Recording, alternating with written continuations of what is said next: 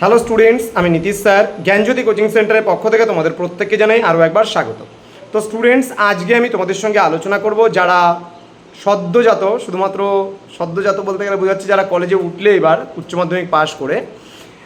তোমরা জানো তোমাদের এবার দুটো পার্টে ভাগ হয়ে গেছে পুরো সিলেবাসটা। একটা হচ্ছে মেজর পার্ট হয়েছে, মেজর পার্ট বলতে গেলে যারা অনার্স নিয়ে পড়ছো, এবং একদল ছাত্রছাত্রী যারা পাস কোর্স নিয়ে পড়ছো। আজকে আমি বলে দেবো অনার্স যেটাতেই নিয়ে থাকো না কেন, অনার্সদের কি পড়তে হবে না পড়তে হবে সেটা নিয়ে বিস্তারিত আলোচনা করব। এবং আমাদের সেন্টারে যদি তোমরা অনলাইনে পড়তে চাও তার জন্য কিন্তু আমরা এবার যথেষ্ট অপরচুনিটি দিচ্ছি এবং সুযোগ সুবিধা তোমাদেরকে প্রোভাইড করতেছি বা প্রদান করতেছি। ওকে, তো প্রথমত যারা অনার্স নিয়েছো তাদের কি পড়তে হবে দেখো। অনার্সটা কিন্তু এবার হচ্ছে মেজর হয়ে যাচ্ছে। দেখো যারা অনার্স নিয়েছো তাদের ক্ষেত্রে কি পড়তে হবে, মেজরের একটা সাবজেক্ট। মনে করো কেউ বাংলা মেজর নিয়েছো তাহলে বাংলা তাকে পড়তে হবে। কেউ যদি মনে করো তাহলে হিস্ট্রি মেজর নিয়েছো তাহলে হিস্ট্রি মেজর পড়তে হবে। যদি কেউ সোশ্যোলজি মেজর নিয়ে থাকো সোশ্যোলজি মেজর পড়তে হবে। এবং যেটাতে মেজর নিয়েছো তাকে কিন্তু সেটা এসইসি বলে একটা সাবজেক্ট পড়তে হবে। ধরো কেউ বাংলা হিসাবে মেজরটা নিয়েছো বা বাংলায় অনার্স নিয়েছো তাহলে কিন্তু তাকে মাইনর হিসাবেও কিন্তু বাংলাটাই পড়তে হচ্ছে। ক্লিয়ার? মাইনর বলছি কেন, সরি, এসএসসি হিসাবেও কিন্তু বাংলাটাই পড়তে হচ্ছে। তাহলে দুটো সাবজেক্ট হয়ে গেল। এবার তোমাদের আর একটা সাবজেক্ট কী থাকছে, আরও একটা সাবজেক্ট মাইনর। এবার মাইনর ওয়ানে তোমরা যেটা পছন্দ করেছো মাইনরে কিন্তু তার সেটাই থাকছে। বোঝা গেল? মাইনর হিসাবে যেটা পছন্দ করেছো তাহলে মাইনরে কিন্তু তার সেটাই থাকছে। এবার তোমাদের আরও কী থাকবে, একটা এমডিসি থাকবে।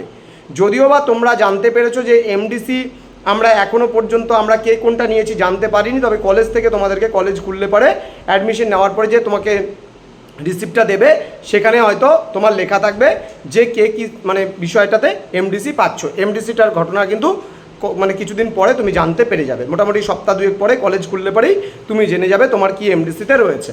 ওকে, তারপর থাকবে একটা এইসি। এইসিতে কম্পালসারি ইংলিশ থাকে। যারা আর্টসে রয়েছে তাদের কিন্তু এইসিতে এই বছর ইংলিশটা থাকতেছে। ওকে, তারপরে থাকতেছে এসিসি।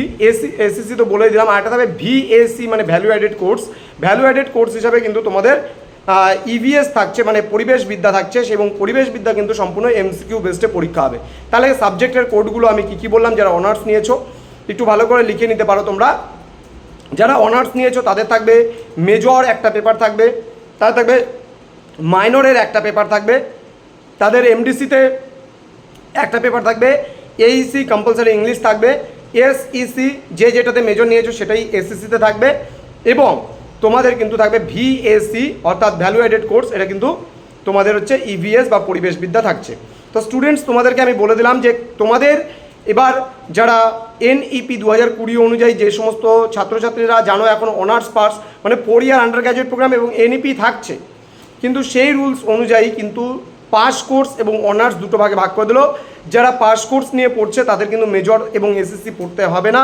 যারা অনার্স নিয়ে পড়ছে তাদের কিন্তু তোমাদের যে গত মানে বারের যে সিস্টেমটা ছিল সেই সিস্টেম অনুযায়ী তোমরা পড়বে। এবং আমাদের কাছে কোর্স ফি যাদের অনার্স রয়েছে তারা কিন্তু আমাদের কাছে 999 রুপিসের বিনিময়ে তোমরা আমাদের কাছে পুরো সেমিস্টার পড়ার সুযোগ পাচ্ছ।